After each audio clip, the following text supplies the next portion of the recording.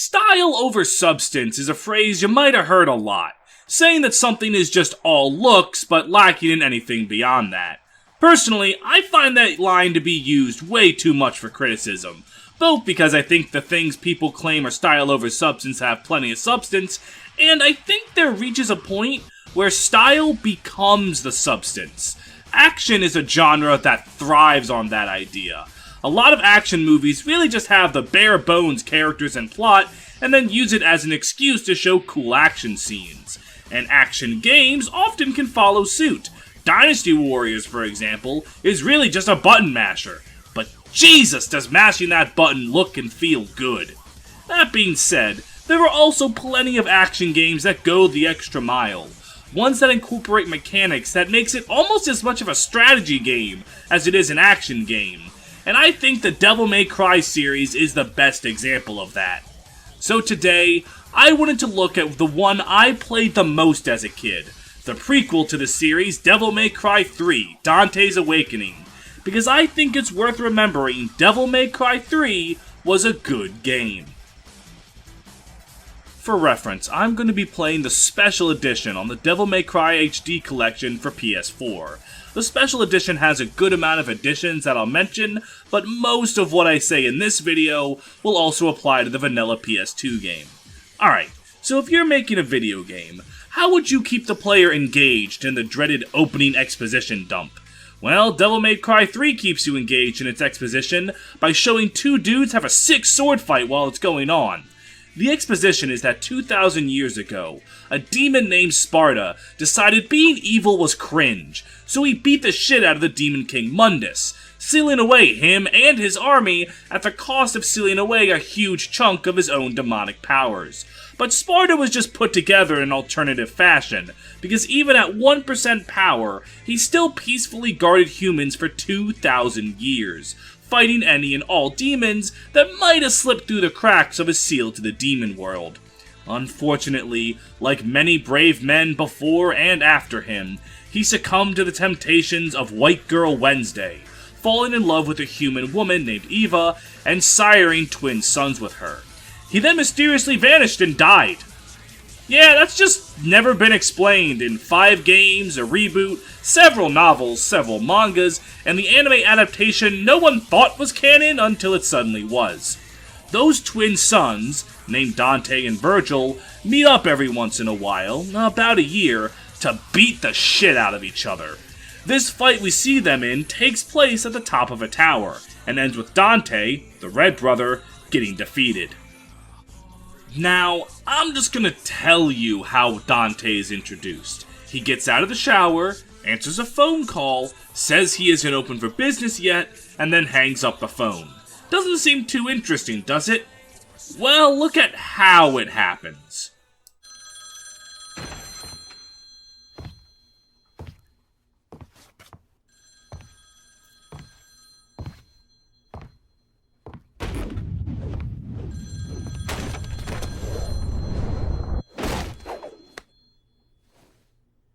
Sorry, not open for business yet.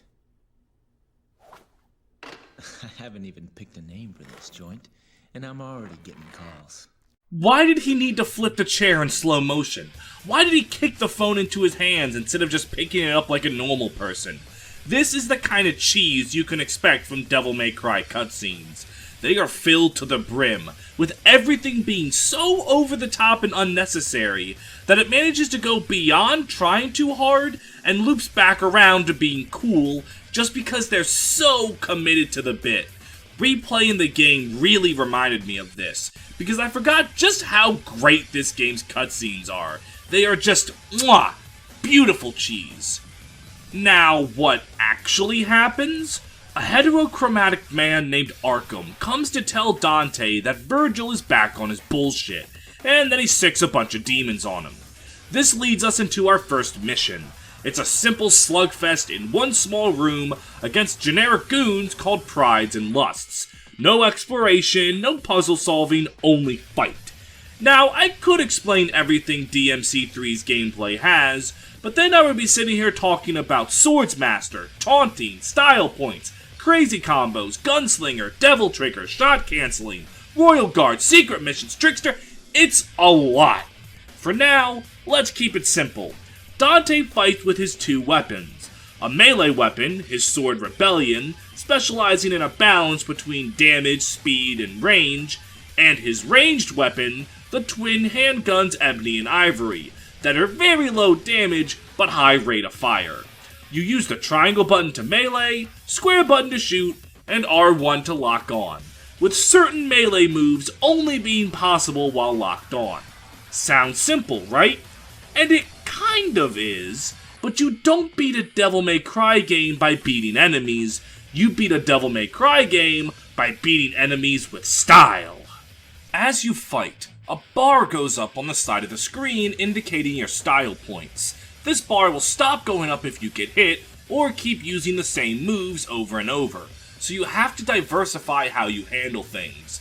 This ain't Dark Souls. You can't just max strength with a big club and mash R2, you gotta use your noggin. So as you're slashing away, maybe sprinkle in some gunfire for some chip damage, maybe taunt them by pressing select, then launch them into the air and then go back to swinging your sword. That's where the complexity of DMC's combat comes in. The core gameplay loop comes in how much fun it is to build up a huge style bar, and the game rewards this with defeated enemies having dropped more red orbs, the game's currency, the more style you've built up when you killed them. Now, you don't have to do this, you can just mash triangle and whack everything to death, but that's the same as beating a Dragon Quest game by killing a bajillion slimes to get to level 99 in the first region of the game. It's technically possible, but why would you do that? After Dante cleans house, I'm graded on how well I did. Grading has 5 parameters: how fast you clear the mission, how many red orbs you got, how stylishly you cleared the mission, how little damage you took, and how little items you used. Getting an S rank just gives you more red orbs. They're like the platinum relics from Crash Bandicoot. Getting them doesn't give any reward other than the knowledge that you're a better human being than the people that don't have them.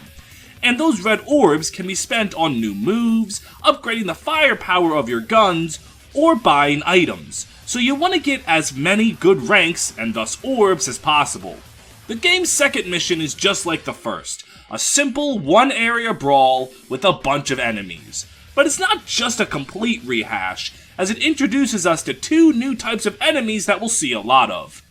First are Wraths, enemies carrying giant balls of wrath, I guess. When killed, that ball fucking explodes, so you want to hang back and kill it with ranged attacks.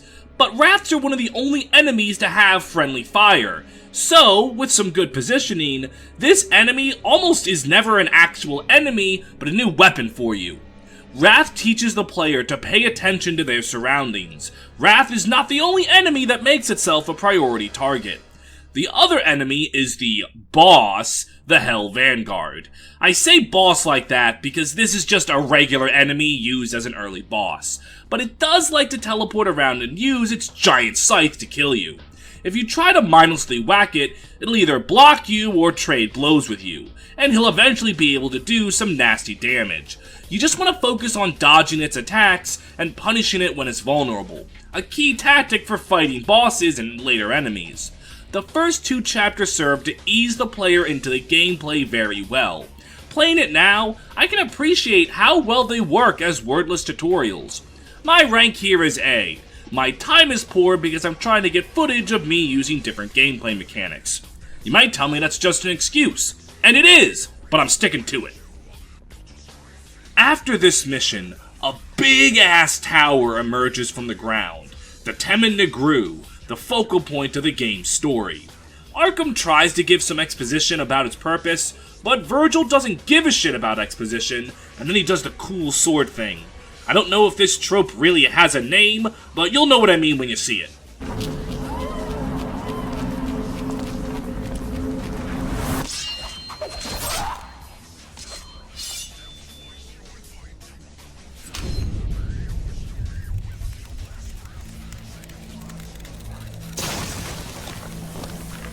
See? Cool sword thing.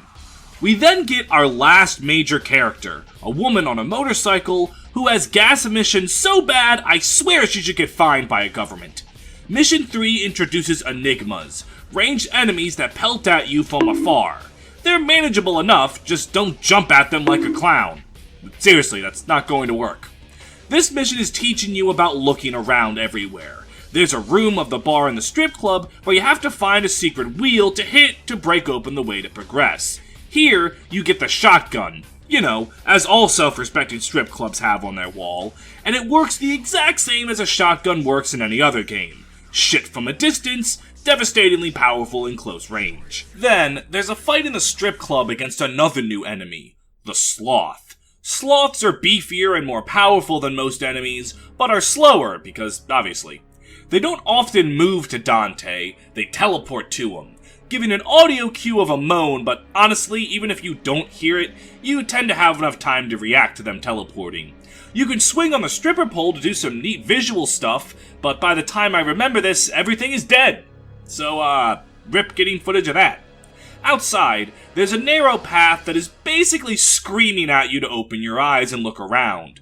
You'll find a secret rock that gives you a shit ton of red orbs when you smash it, a blue orb fragment that will increase your maximum health if you can collect 4 of them, and a combat test that gives you another blue orb fragment for building up a good style meter with just Rebellion. There's also a secret mission. These are challenges hidden throughout the game that give you a blue orb fragment for completing them. This one is simple. Just kill the enemies in the strip club before time runs out. It's not hard at all to do. Fuck! I forgot to shut off the stripper pole again. After that is the boss against the Guardian of Temen-ni-Gru, the Ice Demon Cerberus. He warns Dante that he should fuck off, but Dante taunts him and initiates the game's first real boss fight. Cerberus is the game's cock check. If you've been mindlessly mashing triangle, get ready for a rude awakening. His attacks deal good damage, hit a wide area, and require you to pay attention and learn his patterns. He's protected by his ice armor, and the most effective way to get rid of it is with ebony and ivory, and then once it's broken, slash at him or bust out the shotgun. So the fight naturally makes you diversify your weapons. As a kid, I'll admit, he took me a lot of retries, and even now, I die to him because, I'm still rusty. I haven't played this game in years. Yeah, we'll go with that. He's tough, but losing to him helps me remember that I actually have to focus. I have to go back into that fight, take a deep breath, and ask myself, what would Michael Vick do? After you beat him, Cerberus shows respect for Dante's strength and offers his power in the form of a Devil Arm, a new melee weapon. I'll let Dante show it off for you, and before you ask, yes, he does this for every weapon. Cerberus is the game's low damage, high attack speed weapon, normally given to daggers, but here it's a pair of nunchucks. It's a good weapon. Fast swings, combined with the fact that Dante hits everything around him when he uses it, means it keeps weaker goons off you pretty consistently, and the moves it can learn give some neat defensive options. But I don't really use Cerberus, it's not my cup of tea. I prefer weapons that land good haymakers as opposed to many small ones. But there isn't a bad weapon in this game, just ones an individual player would like more or less. After we get Cerberus, the woman from before bursts in, shoots us with a rocket launcher, doesn't elaborate, and then leaves. My rank for this mission is a B. Turns out when you take so much damage that you die, your damage rank is pretty poor. Mission 4 is the first mission in the tower proper, and it's here that the game reminds you that this series was originally a Resident Evil game. You see something you can't fuck with yet, so you have to go looking around for the right door to open to get you the right thing to use so you can fuck with the thing that lets you progress. And sprinkled in are some fun combat encounters, in both cramped hallways and in more wide open spaces that remind me I really suck at fighting enigmas. We also meet a new type of enemy here, Gluttony. Very similar to the generic Pride, except it's got a big sand breath attack that can be really painful if you're not paying attention. After that, it's time to fight the boss, the Gigapede, and yeah, this isn't that good.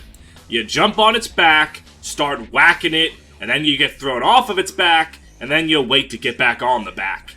Its moves don't really stand much of a chance of damaging you, and even if they do hit you, they don't hurt that much.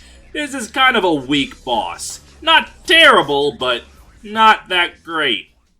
Afterwards, you meet the Jester, A weird man with heterochromatic eyes that knows all about the tower, and he says he wants to help you. Now as a kid, I thought the Jester was stupid, because he's so obviously Arkham.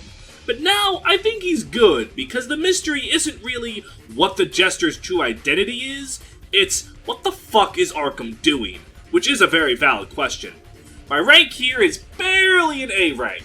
I forgot where the fuck I was going, and combine that with how I'm not that good at fighting the Gigapede, meant my rank was a little... wait a minute. Arkham Jester. Arkham Jester. It's just like Superman! Mission 5 starts with the introduction of the Blood Goyles, and these are fun little enemies. They fly around and dash at you from all angles, but they're pretty frail, so you want to deal with them quickly. They split if attacked with a melee weapon though, so you need to shoot them with a gun to turn them into stone, and then you just wail on them and kill them. After dealing with those fun little bastards, a portal opens up for a boss against the Jester. This is a fun little shindig, where you pummel the shit out of him while dodging energy balls.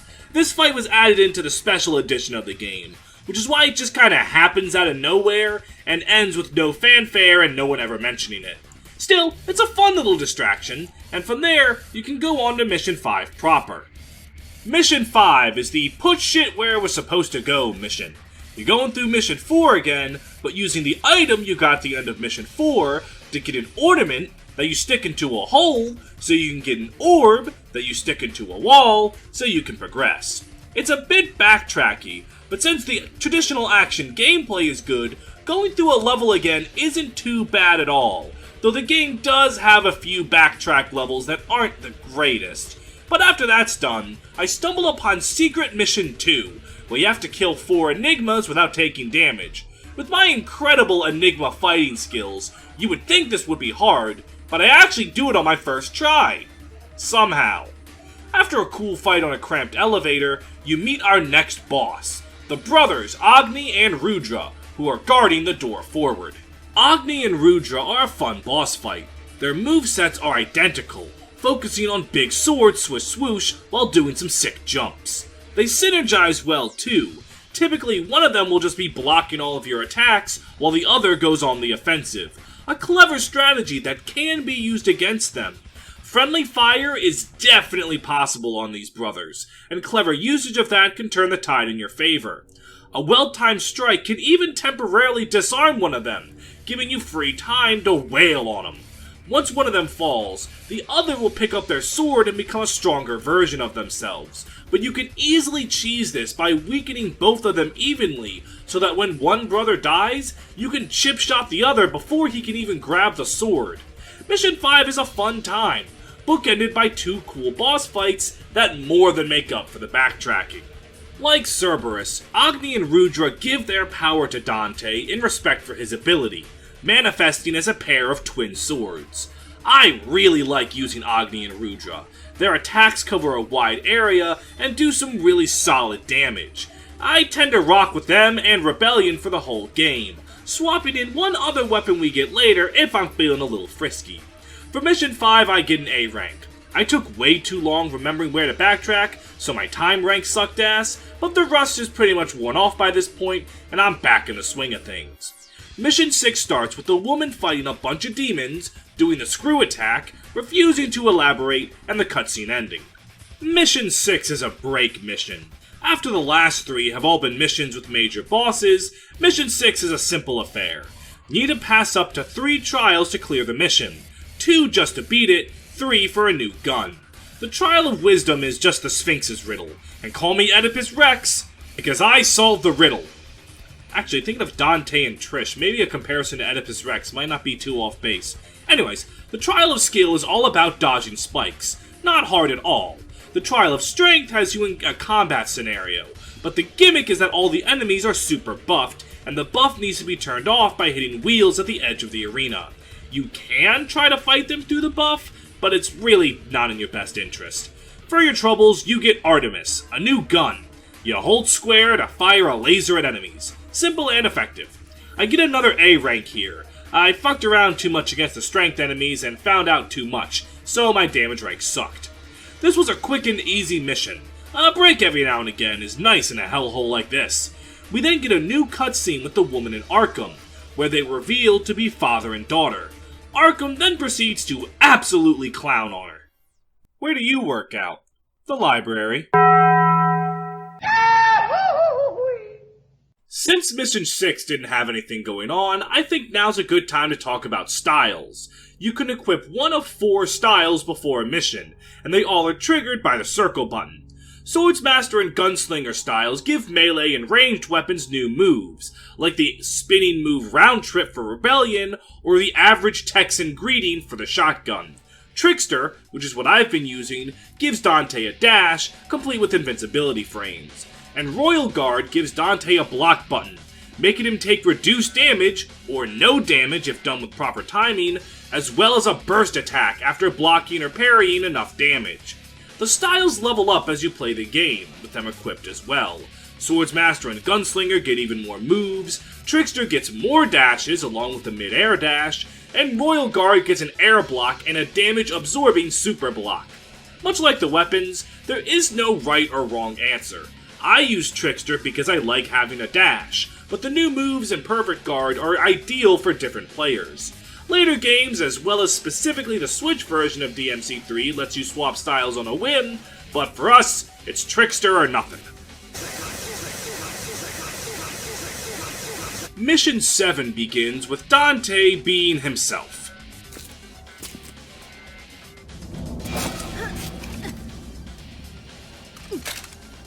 Well, this is my kind of rain.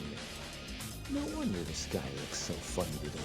The woman shoots Dante in the head, refusing his help, and then when he brings up how fucked up it is she shot him in the head, she shoots him in the head again! God, I love this game. I immediately stumble into Secret Mission 3, where you need to jump off of enemies' heads to stay airborne for 20 seconds. This is probably going to take you a few tries because you're going to keep fucking up, but like after a minute or two, you'll get into the rhythm and footstool the enemies no issue. I then encounter a new enemy type, the Pawn, a chess piece that has one attack, move over and slash. He's a pushover on his own, but much like the chess piece he's named after, he doesn't fight alone, and in combination with allies, he can be a bit tricky. I also meet another new enemy here, Greed, a demon with a giant coffin that summons other demons if you don't kill him quick enough. And once he summons allies, he's not done making your life hard. In this behemoth typhoon, Greed will send you to God directly. Shortly after that, it's time for the showdown with Virgil. You sure know how to throw a party. No food, no drinks, and the only babe just left. My sincerest apology, brother. I was so eager to see you, I couldn't concentrate on preparations for the bash. Trickster makes this fight a complete joke. Virgil's attack pattern does not know how to handle a dash, and all of his moves can very easily be avoided with just a single dash, let alone the 2 you should have by now. There's not really much I can say here. Virgil only hits me once.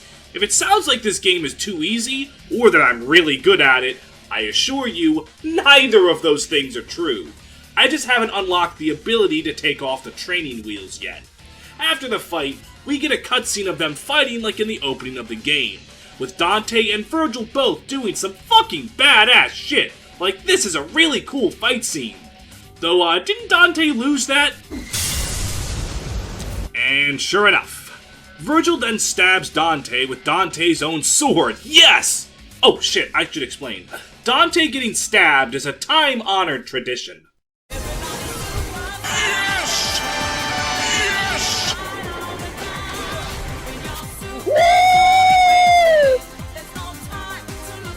Well, that was a load of shit.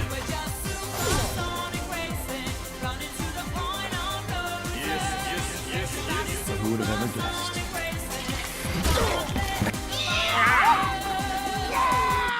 Getting stabbed awakens Dante's devil blood, giving him a power boost. But as wounded as he is, it's not enough to stop Virgil, and he walks away the victor. And what follows is a series of events that I absolutely adore. In order, Dante punches a pillar so hard in frustration he destroys it. He then jumps off the top of the tower for no fucking reason, then starts running down it while blasting blood goyles. Then he jumps on them like he's fucking Mario, and then he throws his sword at them, impaling several, and then he shoots the sword so that it descends so fast it starts catching on fire, and then he starts running so fast he starts catching on fire, and then he jumps off the tower and gets eaten by a giant demon skyfish. What? A rank! Alright, let's calm down. Before we can get into Mission 8 proper, we have to take care of Secret Mission 4. It's called the Patreon Shill, where the objective is to get the viewer to give me as much money as possible. And let it be known, I am always down for that mission. That's right, for as little as $3 a month, you can help the channel and get access to benefits, like getting visual or audio shoutouts on all videos. Right now, the $7 tier is still under construction from the days it's an FE tuber, though I am nearing the point where I can launch it with more actual benefits. Thank you very much for your patience. My patrons include the likes of Adebayo Thompson, Andrew Crockett, Benz Again, Clockwork 9000, Dr. McBackstab, Fire Emblem Lord, Great Riek, Hell on Heelys, Ichigo D. Camus, Jaeger, Guts, Kenpachi, Shiro, Uzumaki, Kiria, Mato Kratos, Shar Ansible, Frederick Sirius, Balsara, Hakumen, The White Void, Despacito 2, Carol Elizabeth, Lay 70 Bolt, Nevrix the Tourmaline Project Creator, Shen Lu, Steph D, Tato, the world's most unironic 8.5 tail stan, Walmart Greeter, Your Girl Olwyn, Brentendo11, Drew Hack, Ginger, Goo Goo Gaga, Cornelia Milkers 92, Max the Knife, and Upscale Furry Trash. Thank you all for your continued support, and let's actually get into Mission 8. But not before I give a special thank you to my friend Guy, who looked over the script and also watched parts of the video to make sure that everything was going on swimmingly, and also I would like to thank my buddy Alexa. He did the same exact thing, and his input is always greatly appreciated. Okay, now back to Mission 8. Mission 8 is inside of Leviathan, and it's here that we're allowed our new mechanic, Devil Trigger. For a limited time, Dante can assume a Devil Trigger state, wherein all of his stats get enhanced and he starts getting health regen. There are also buffs reliant on what weapon he has equipped. Rebellion gives balance stats, Cerberus speed, and Agni and Rudra give power. Devil Trigger fades when the gauge expires, and to fill it back up, you need to deal damage, take damage, or taunt enemies. You need 3 runes minimum to start Devil Trigger, and you can buy purple orbs to increase the amount of runes, and thus the maximum duration, but you always need that 3 minimum. And by holding down the Devil Trigger button, you can charge up your spare runes and spend them all at once for a Devil Trigger explosion that does a fuck ton of damage. But it's mostly only useful for higher difficulties, because before then you haven't purchased enough purple orbs to have spare runes. All in all, Devil Trigger is a very fun mechanic. It's a series mainstay for a reason. Knowing when to use it and when to hold on to it adds another layer of fun and complexity to the combat. Now, dealing with Mission 8, we begin inside the guts of the giant demon, and we need to look around the open area and destroy, I don't even want to know, to open a door made out of more things that I don't want to know what they are. Fighting inside of Leviathan is exactly as disgusting as it sounds, with the entire floor and walls being intestines, and stomach acid being littered all around on the ground. There is a new type of enemy here, Envy. Envy is the exact same as the weak Pride goons we've been fighting this whole game, except they can't get launched into the air and are only found in Leviathan's stomach. I didn't even know that these were different enemies until I did research for this video. They're kinda forgettable. You then have to run the fuck away from a Gigapede, who has been demoted from boss to stage hazard, and then you overload one of Leviathan's organs? With red orbs. Then the lights go out and you have to outrun another Gigapede, and then it's time to fight Leviathan's heart. This is an interesting fight. You have to try to outlast a bunch of goons trying to protect Leviathan, while fighting its east and west sacks. I'm gonna be honest with you, the anatomy of Leviathan confuses me. And then defeating the sacks force the heart to open itself, as it's otherwise invincible unless it's in the middle of an attack. And its attack is a giant laser beam.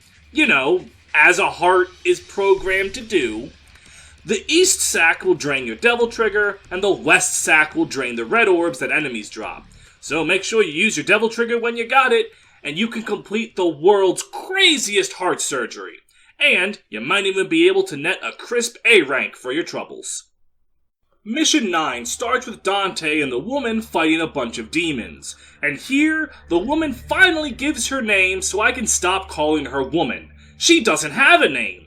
See, due to her hatred of her father, she's rejected her birth name and now doesn't have a name. Which is incredible. Changing your name because you don't like your name? Weak Aura. Not having a name because you don't like your name. Strong Aura. Dante then leaves the goons outside to her, and inadvertently gives her her new name, Lady. Mission 9 has a new type of enemy, giant spiders. Despite their size, these fuckers are fast, and you can get fucked up easily because they just do not get staggered. You need to hit a powerful attack at a specific moment to stagger them. Normally, they don't give a fuck about what you're doing. So you need to be really good at running in when you can, and running away like a bitch when you can't. They're a fun, but tough enemy to fight.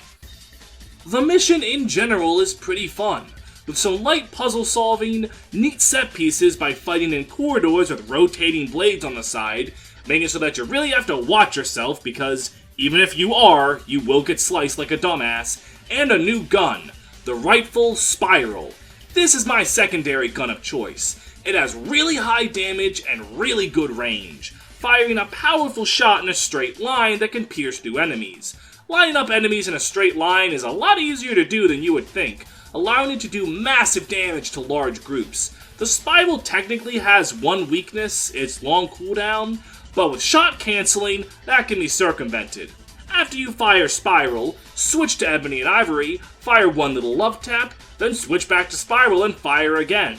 This ignores Spiral's long cooldown and lets you dish out some nutty damage, especially if you're rocking Gunslinger. After picking up Spiral, I remember where Secret Mission 5 is and complete it. It's just a fun little romp destroying everything in the strip club's bar within the time limit, and after that, it's time for the boss battle against Nevin, a succubus with electric powers. You'll be nice to me, won't you? Of course I will. I'll treat you so nicely. You'll never want to leave. Now that's what I'm talking about. What are you gonna do? Oh! He's pulling his cock out! The gimmick to Nevin is that she's cloaked in a back dress. While she has it on, she's immune to all damage. So you have to violently rip her clothes off, then pummel her while she's helpless on the ground. I should really rephrase that. The gimmick with her is that she has a shield, and while she has the shield, she's immune to all damage. So by repeatedly attacking her, you'll take the shield off, and then you can start damaging her health bar proper. All of Nevin's attacks are telegraphed pretty easily. The problem is actually dodging them. Even with usage of Trickster, the wide AoE of them can make them tricky to dodge, and when she willingly makes herself vulnerable, run away. This is her super attack, the Kiss of Death. Not only does it do a lot of damage, it also heals her, but apparently she can't kiss devils or some shit, because activating Devil Trigger makes you immune to it and allows you to wail on her in her most vulnerable state. All in all, Nevin is a really fun boss fight that does a great job making you think about when to go in and when to play back. As a weapon, Nevin is weird. It doesn't attack in the traditional sense like other Devil Arms. Instead, Dante plays Wonderwall so hard that he summons electric bats that shoot out towards the enemy. Nevin is one of those weapons that most people drop due to the complexity of it, because it's not quite a ranged weapon, it's not quite a melee weapon, it's a weird combination of both in a game that doesn't have any other weapon like it. But in the right hands, aka not mine, it's definitely capable of some of the highest damage combos in the game. I don't really use Nevin, but just like with Cerberus, it's not because the weapon is bad, I'm just too stupid to comprehend a weapon that isn't as simple as press the triangle button swish swoosh. After getting Nevin, we see a scene with Arkham and Virgil, where Arkham explains that the tower serves as the seal that Sparta put up between the demon and human worlds. Now we learn what Virgil's goal is. He seeks to gain the power of Sparta that was sealed in the demon world. Virgil then fucking stabs Arkham, feeling that he's too weak because he keeps showing concern about Lady. We learn that Arkham killed his wife to gain demonic power, but the ritual didn't quite work, hence his horribly deformed looking face. Virgil was just using Arkham due to his knowledge of how the tower worked, and with his purpose served, Virgil gets rid of his pawn, by doing, what else? The cool sword thing!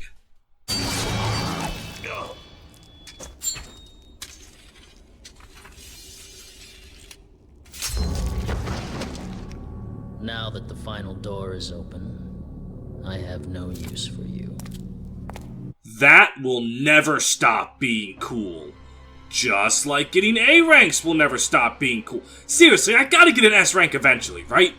After a really good Mission 9, Mission 10 kinda sucks. You're just backtracking, and unlike Mission 5, which has you backtracking with new items and into a new boss fight, or Mission 12, which has backtracking with a gimmick and a new boss fight, this is just straight up backtracking. There is one new enemy, the Dullahan, who is invincible from the front and vulnerable from the back, but only through melee weapons, no cheesing it with guns. It's not a bad enemy at all, but it's definitely not one of the ones I fondly remember fighting either. The end of the chapter has Dante and Lady stumble upon Arkham's body, and Lady asks Dante if he killed him. Because why would Dante possibly make things easier for himself? He doesn't give Lady a straight answer, causing him and Lady to fight while she vents. She yells about Arkham's crimes, about how he killed her mother and how she hates that he's her father. And after she lets it all out, she just stands forlorn and tells Dante to leave. And Dante muses about what family is. This scene works great for Lady's character, and afterwards I get another A rank because apparently I just took too much damage. Mission 11 starts with Arkham's last breath. Turns out he was clinging to life. Barely. He seems completely unaware of his surroundings, until Lady reminds him of his crimes, and he appears genuinely distressed, revealing that it was all the work of Virgil.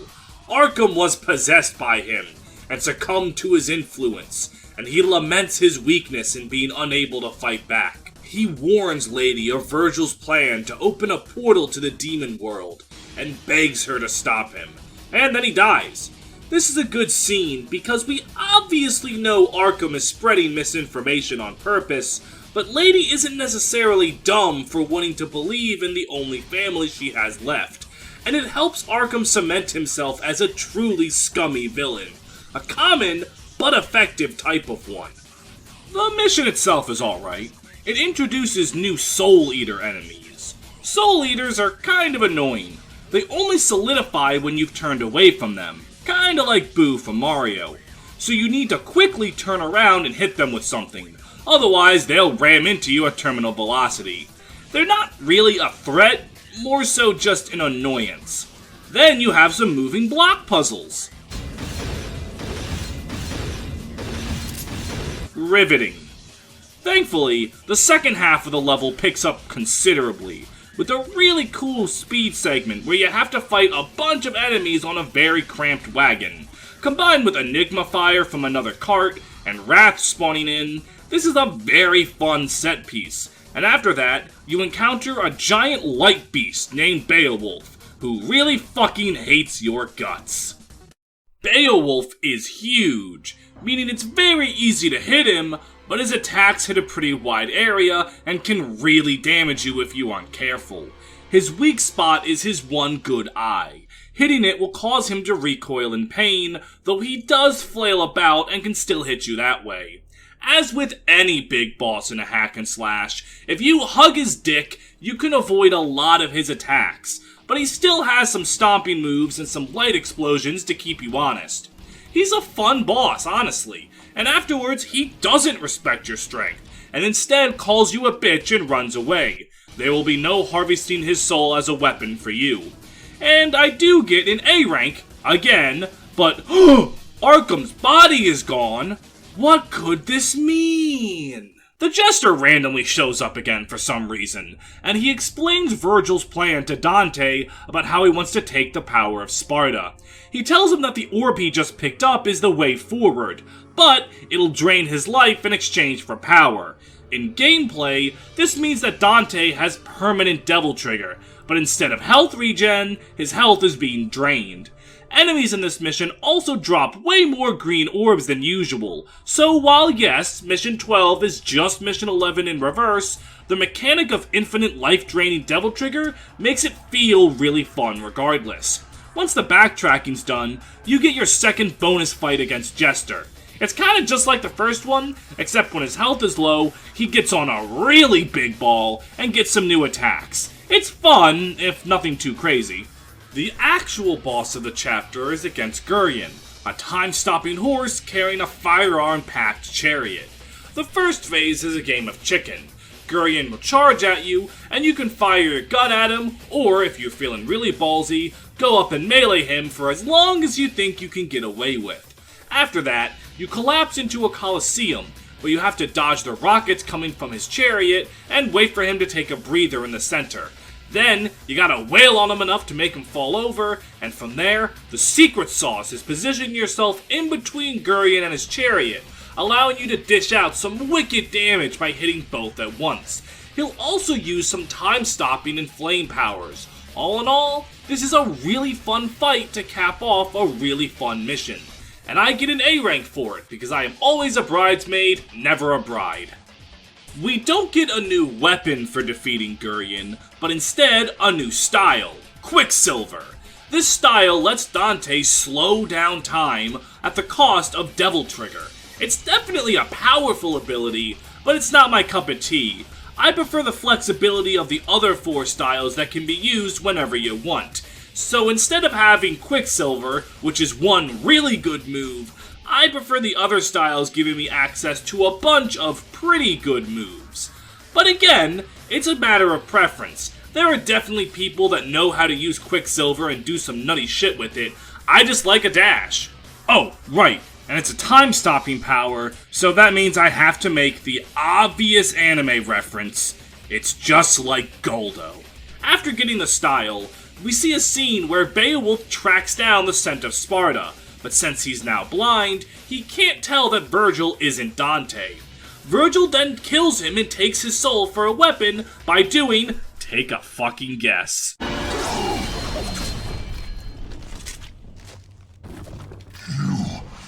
You're not the one I faced before.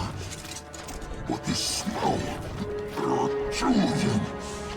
That excellent Sparta had 2 sons. Oh my god, he's so goddamn cool! Mission 13 is another great one. Here you get introduced to a new enemy, the Bishop. It attacks with a fireball spell, as I'm sure you know all men of the cloth are capable of doing. It also can use an AoE heal spell. Like the Pawn, the Bishop is not a threat on its own, but again, it's never alone. It's paired with either more bishops or pawns. The mission is mostly just fighting those chess pieces and finding 2 secret missions. One where the objective is simple, just fight a really hard fight in a coliseum against tough enemies, and then the other, which is just kill a bunch of enemies on the speedwagon before they get away. Both secret missions are really fun and really good little distractions. Of course, don't think the actual main mission's short length and relative ease is because they have mercy. It's because the actual mission is the Virgil boss at the end. The door to the demon world just is not opening for him, and he decides that maybe he needs a bit more of Sparta's blood, and Dante just so happens to be full of it. So, you know how I clowned on the first Virgil fight? Yeah, no, this one is much harder. Virgil not only has more powerful versions of the attacks he had in the first fight, he now has Beowulf equipped to add even more complexity to his arsenal. Oh, and that Devil Trigger mechanic we've been using to get free health and damage, Virgil can do that too, and it hurts us just as hard. This fight is awesome. Virgil really is just like Dante, and it truly feels like a clash of equal brothers. I'm not afraid to admit, I died here. I fell victim to the classic, he only has a smidge of health left, I can take off the gas. I couldn't take off the gas. All in all, this fight is just as cool now as it was when I was a kid. After defeating Virgil, we get the cutscene, which is basically just everything starting to go down. Lady arrives, fueled by Arkham's lies, and Virgil, just like Dante, makes no effort to clear up the misunderstanding because why would he make it easier for himself? Arkham then arrives, alive and well, and reveals his big evil plan. He purposefully hid that the seal to the demon world needed the amulet, Sparda's blood, and the blood of the priestess that sealed it away with Sparda. And the priestess's blood flows through, you guessed it, Lady. Arkham also used Dante to weaken Virgil. As it stands, Arkham would get his ass kicked by Virgil, but after 2 classes with Dante, he's been weakened to the point that Arkham can handle him. Arkham seeks to gain the power of Sparda for himself. That's why he acted as the jester the whole time, to guide them to the seal, while also making sure that they didn't die, while also making sure that they were beaten the shit out of so he could handle them. This cutscene is awesome, as it's the moment everything starts building to the game's climax. The voice acting and animation is kick-ass here, and Arkham shows he's actually the pioneer of the breakdance style from Yakuza 0.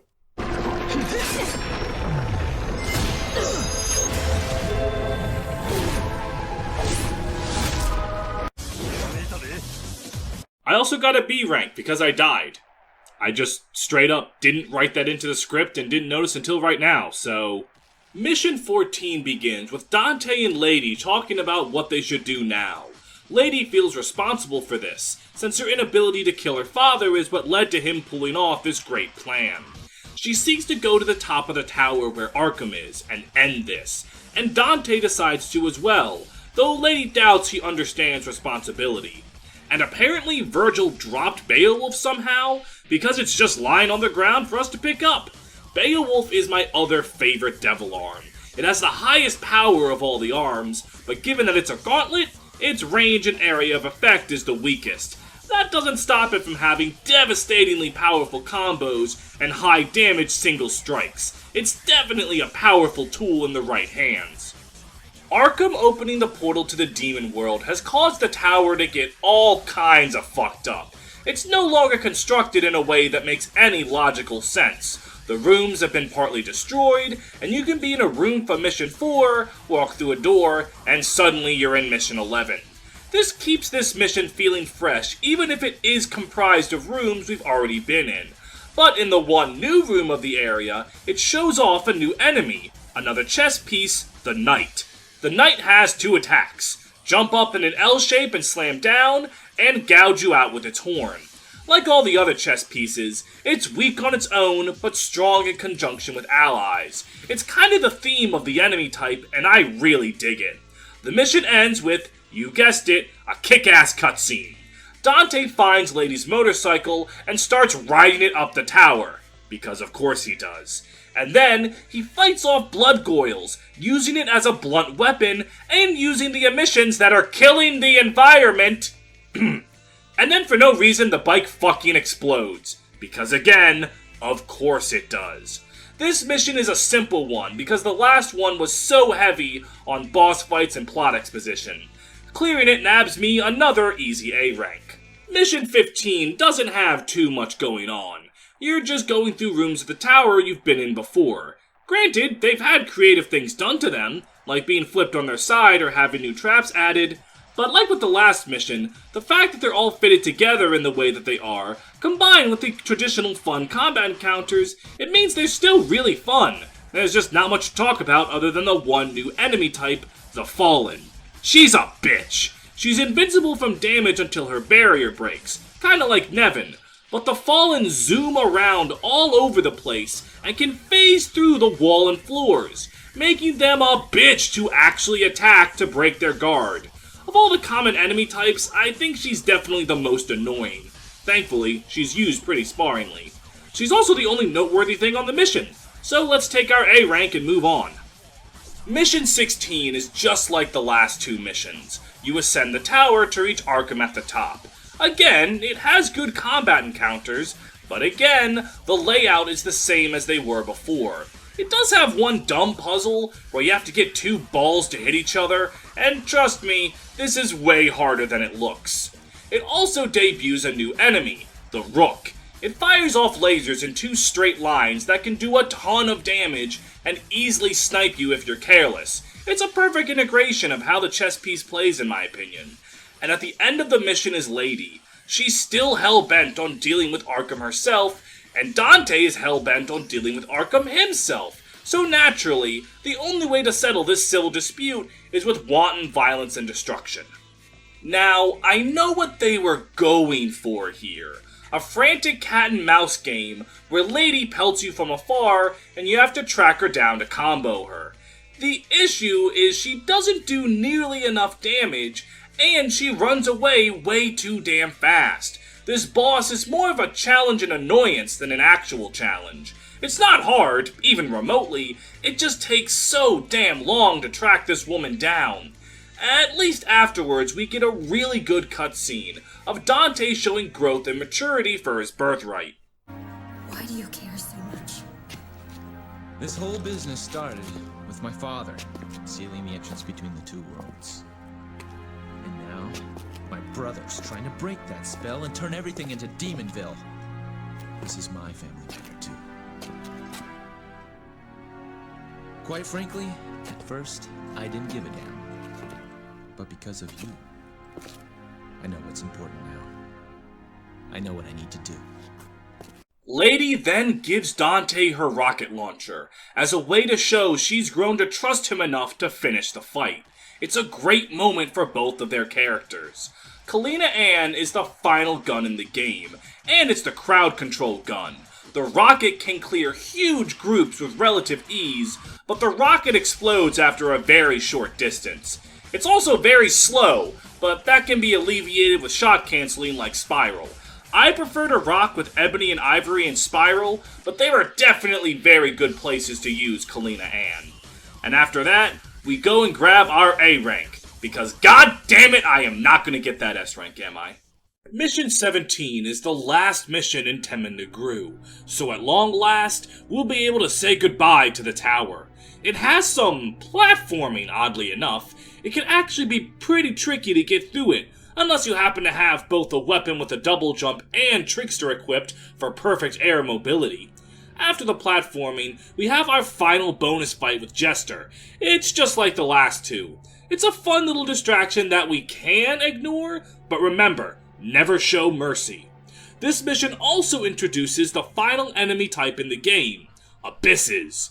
Abysses are definitely powerful, combining bulk, damage, and tricky attacks all rolled into one.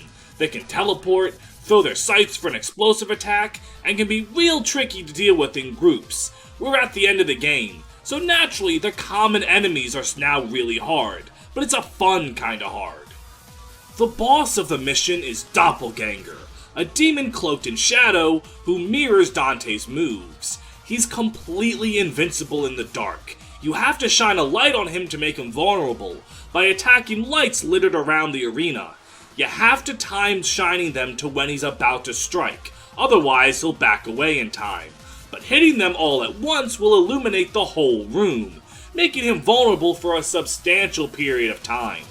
This fight is a really cool concept, but it is way too easy to just get him in an endless stunlock chain once you get the timing down. Like, look at this. He never stands a single chance of actually hitting me. Your reward for this fight is the Doppelganger style. You can use Devil Trigger to create a Doppelganger, and it will combo enemies alongside Dante, and will be out for as long as your Devil Trigger allows, or until you tell him to fuck off. It's definitely a very powerful style, but like with Quicksilver, I don't like sacrificing the utility of other styles for it. But on the Switch version, or mods let you switch styles at will, it's probably really effective.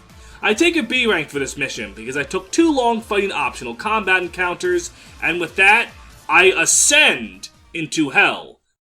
Change the world. My final message. Goodbye.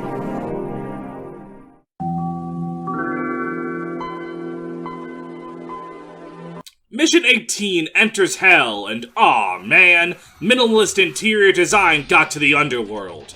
The first battle is against the demonic chessboard, where it is exactly what you think it is. Dealing with all of the chess pieces fighting in unison has always been fun, and now the whole damn board creates an incredibly frantic fight. You have to start by making sure pawns don't get to the other side to promote, which is a lot easier said than done when the fucking queen comes riding in at the speed of lightning. Combined with the new king enemy and all kinds of other pieces, managing them all at once is just the perfect send-off to what I think is a really fun set of enemies. After that, it's the boss gauntlet.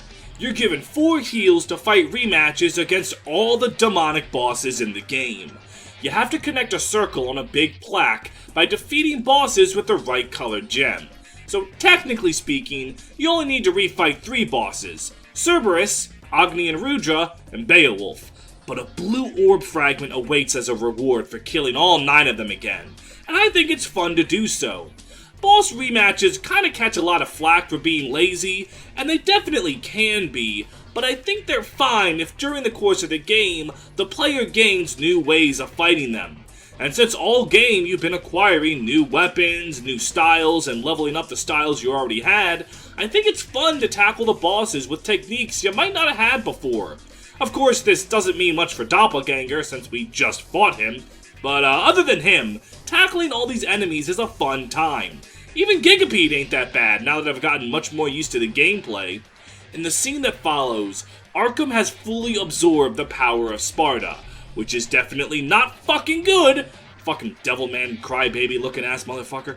I get a B rank for this mission. It's kinda hard not to take a long time and take a bajillion damage when you fight every boss in the game, but hey, I got the blue orb fragment, and that's all that matters.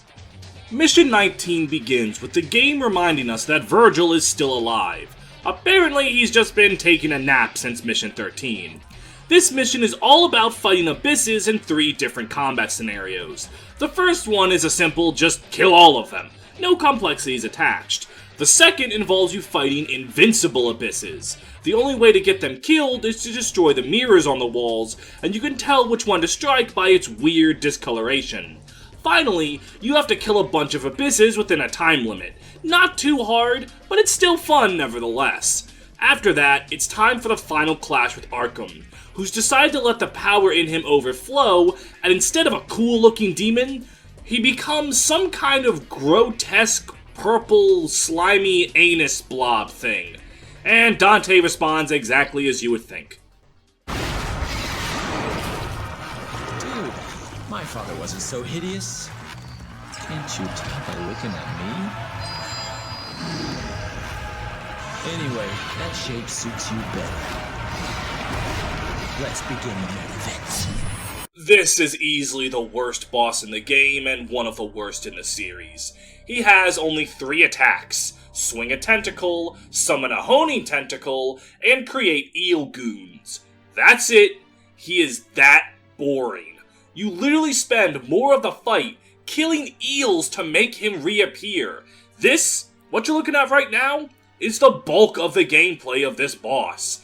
Thankfully, something interesting finally does happen halfway through the boss. Virgil finally returns to the action, and he and Dante decide that Arkham is not worthy of being the final battle, and they team up to take him down. This lets you use Virgil as a style, using the circle button to call him to you, and you fight Arkham as one. That's a really cool thing, but it doesn't help the fact that Arkham's attack pattern is so boring. I think maybe they're trying to show how he can't handle Sparda's power because he's too weak. I mean, bosses being purposefully weak for story reasons isn't unheard of. Dark Souls 1 does that very well with Gwyn. But I don't know if that's what they're going for, or I'm making an excuse for a shitty boss. I also suffer from the classic gamer curse of not fucking reading. On the screen explaining Virgil style, it clearly says that the circle button uses Virgil, so you can't use your style, and that you can't use Devil Trigger while Virgil is around. I keep trying to dash and go Devil Trigger, and I end up dying like an idiot. Purely my fault, but the message finally shows. Easy mode is now selectable. In Devil May Cry 3, easy mode is not available from the start. You have to die 3 times before it becomes unlocked. On easy mode, enemies have half health and deal half damage. They're also more docile and prone to just leaving you the fuck alone. On the one hand, locking the easy mode just kinda alienates players who might not be so good with the hack and slash genre, but on the other hand, a boss clapping your cheeks so bad that the game says come back on bitch mode is a level of demoralization I don't think any game has ever been able to replicate. I use an item to come back to life and finish Arkham off, getting a B rank for my troubles. We get a cool cutscene of Dante and Virgil laying the smackdown on Arkham, throwing each of each other's swords through his intestines and then wielding them to beat the shit out of him. And for the finishing blow, we get a really cool brother bonding moment that sends Arkham out of his new body and back into the human world.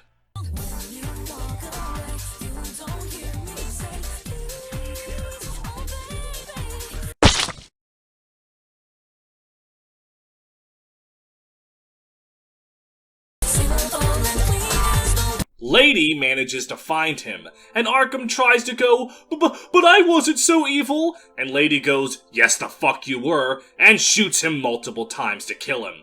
Her father at last dead, Lady cries tears of catharsis as her life's mission is finally complete.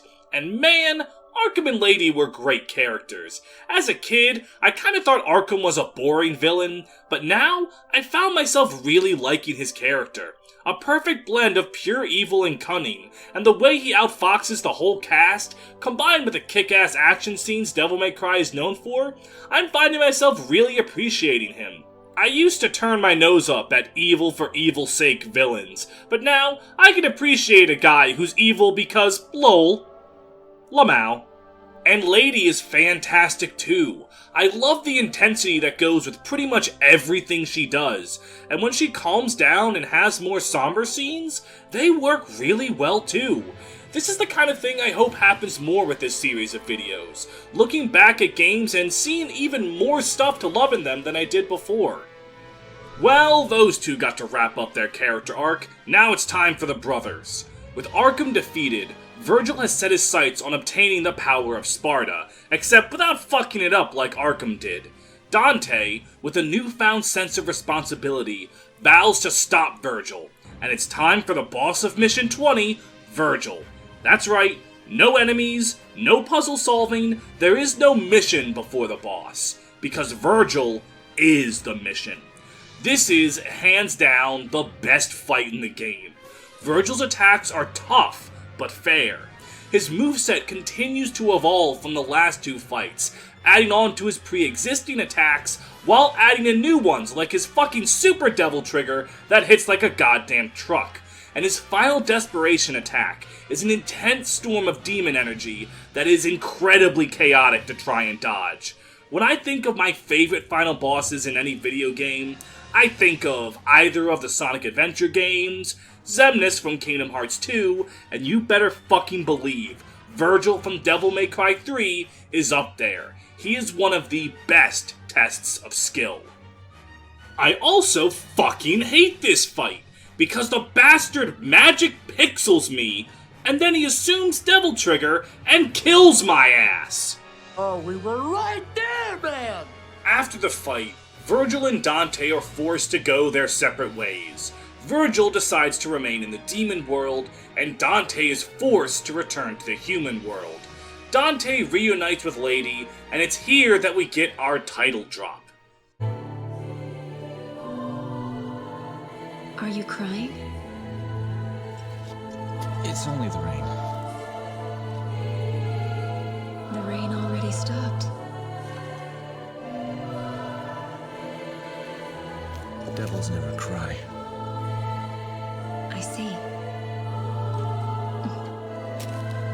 Maybe somewhere out there, even a devil may cry when he loses a loved one. Don't you think? Maybe. And after that, the credits roll. But don't think for a second that you're done. You start fighting a brawl against a bunch of demons during the credits, and if you kill 100 of them, you get a special cutscene. The grind for style doesn't stop even when the game is over. The two post-credits scenes show firstly, Dante finally sets up his shop, while he also learns what a shirt is. And the other scene shows Virgil going into battle with the demon lord Mundus, figuring, hey, Daddy beat him, so I can too! And knowing what happens to him...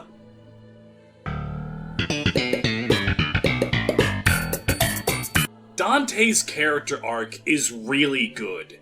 Given that this game is a prequel, we know he becomes a man who honors his birthright and fights for justice. He still has snark to him, don't get me wrong, but in Devil May Cry 1, he's also well aware of the gravity of his demon blood and the suffering of the people around him.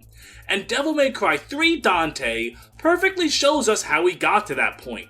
I completely believe this punk kid that we see in 3 would grow up and mature into the man we see in 1. Hell, we even see the start of that growth in this game, and I really like it. Dante is one of gaming's most beloved characters, and while yes, a lot of it's because he's a wacky wahoo pizza man, at the same time, the heart and development he goes through as a character also endears players to him. He's more than just funny one-liners and cool action scenes. Virgil, on the other hand, is also really good, but he's having a boxing match to the death with Bardock from Dragon Ball to see who can get retconned more. Alright, so the original story in Devil May Cry 1 is that Dante, Virgil, and their mother were attacked 20 years prior to DMC 1, and though Dante escaped, Ava and Virgil were assumed dead. Obviously, Virgil is very much alive, and Dante knows he's alive in DMC 3, so Trish's line in the first game now makes zero sense. Then, Devil May Cry 4 got retconned into making Virgil someone that knows what sex is, and then Devil May Cry 5 retconned it so that he didn't die in Devil May Cry 1. And, I know, oh, we never saw Virgil's dead body in Devil May Cry 1. He could've that bitch exploded? He was dead. Retcons bother different people in different ways. I think Virgil's are pretty much harmless. I just think it's funny and worth mentioning how frequently they happen. As a character, Virgil is the perfect foil to Dante. Dante is crude and obnoxious, while Virgil is sophisticated and collected.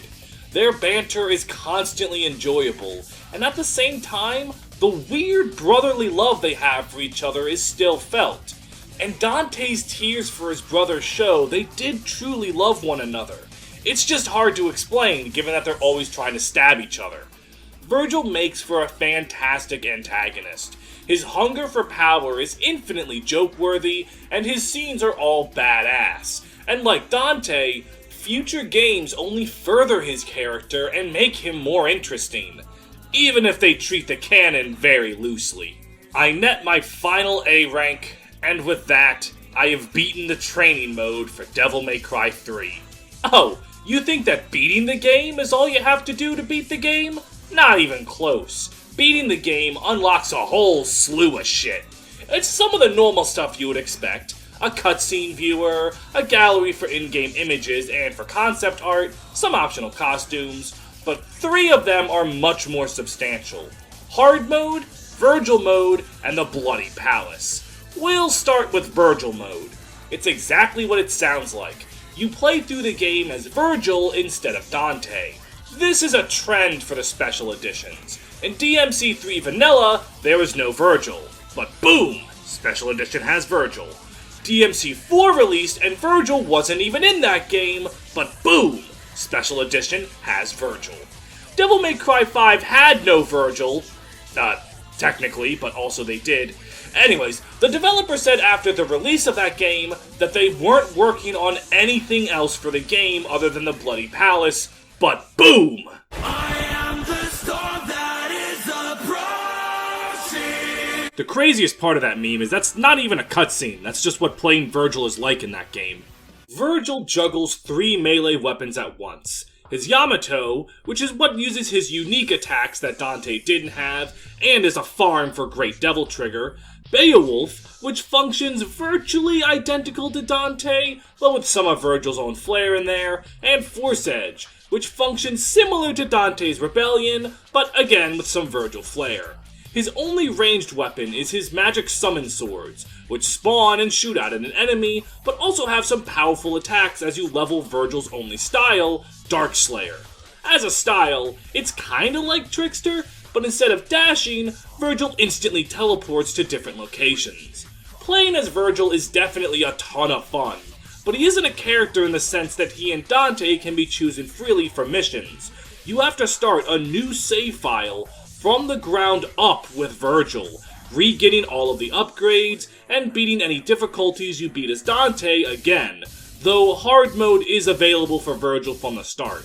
Because of this, you have to play the game about 12 times to technically 100% it between the two brothers, which I think is too much, but at the same time I don't think you were intended to beat the game as Virgil and Dante 100%. You're supposed to just play however many difficulties as however many brothers you want and then drop it. He's definitely fun and worth playing though. I just didn't do much because I was burnt out from beating the game as Dante on every difficulty. Oh yeah, speaking of difficulties in this game are interesting. Remember that period of time when Japanese developers thought American gamers were fucking idiots? Like, how we never got the real Mario 2 on NES because it was too hard, or how Final Fantasy Mystic Quest was made to be an American baby's first JRPG? Well, Devil May Cry 3 did the opposite of that. It made the game harder for North America. Our easy was Japanese's normal, our normal was the Japanese hard, and our hard was a new mode designed exclusively for North America, though the last two difficulties were unchanged. The special edition made all regions have the same difficulties as the original Japanese release, with the North American hard mode becoming the very hard mode. Hard mode has the same enemy behavior as normal mode, but the enemies have double health and deal 25% more damage. This is definitely harder, and the buffs are noticeable but not overbearing. But since you start hard mode with your weapons and upgrades from normal mode, it takes a while for the increase in difficulty to actually matter. But when it does, it's a good time, and you can use hard mode to find any secret goodies you might have missed on your first run. With hard mode completed, I decide to delve into the Bloody Palace, the game's post-game dungeon, I guess you can call it. There are 10,000 floors of randomized battles, each getting more intense than the last. Now before you freak out about 10,000 battles, don't worry, the game isn't that cruel. The time has come for you to choose the gay pipe, the peace pipe, or the calm pipe. The water pillar only moves you one floor, but gives you a massive amount of health back. The lightning pillar moves you 10 floors, but gives you a massive amount of devil trigger back, and the fire pillar gives you nothing, but moves you 100 floors. The devil trigger boost is kinda pointless in my opinion. You really only move with the fire pillar, stopping to heal with the water pillar if you're ever in a pinch. As you can imagine, this mode is hard. Not only is it a war of attrition, but you also have to fight the game's bosses. Which boss is randomized, but they show up every 1,000 floors or so. My first run, I managed to make it all the way up to the 9,000s, and I don't die heroically in battle against some super boss, but by getting shot by an Enigma. And go figure. My reward for getting that far is a huge amount of orbs, but I've already maxed out all of my upgrades. What the fuck am I gonna spend 191,000 orbs on? The Train Simulator DLC? Next up is Hell. The game's ultimate difficulty, Dante Must Die. Enemies on this mode have 300% health and deal 400% damage. Enemies and bosses are also more aggressive on this mode, and enemy layouts have been changed from the other difficulties to be, you guessed it, more challenging. Dante Must Die is almost the perfect mode for a challenge, if not for one fatal flaw. Regular enemies can go Devil Trigger. This makes them way too tanky. It turns the mode into the most unfun way to make difficulty, by making every enemy a health sponge, and making it hard by making it take time. I'm sure there are people who like Dante Must Die, but I think that very hard mode, that has the enemy layout of Dante Must Die, but with a flat 200% buff to enemy health and damage and no Devil Trigger enemies, is a much more fair and fun final difficulty. Dante Must Die is much better in other games, but in 3, I would honestly say skip it. I was able to conquer it by spamming items, and no, I'm not ashamed. If the mode's gonna be bullshit, I'm gonna be bullshit right back. Beating Dante Must Die nets you the game's final mode, Heaven or Hell. Why is it Heaven? Because everything dies in one hit. The deadly sins? Fucking dead. The chess pieces? Fucking dead. Spiders? Dead. Bosses? Dead. The only enemies that don't die in one hit or enemies that have some kind of shield set up. Cerberus, Fallen Ones, etc.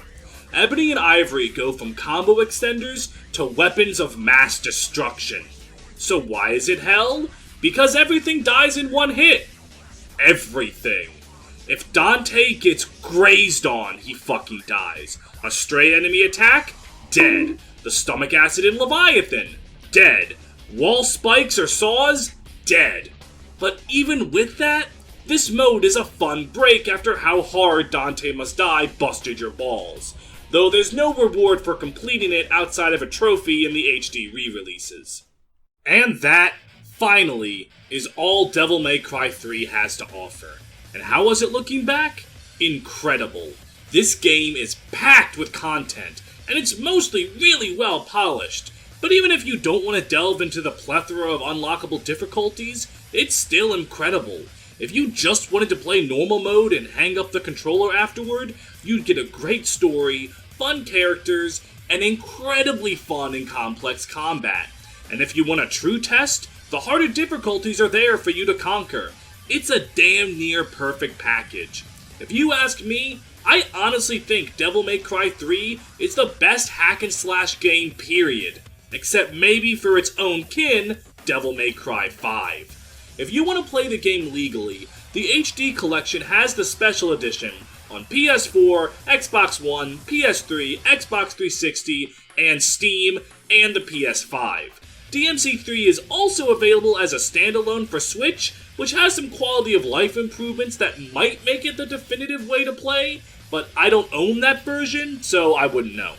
However you want to rock, it's definitely worth it to find a copy. You might find this stylish spectacle is worth the look back.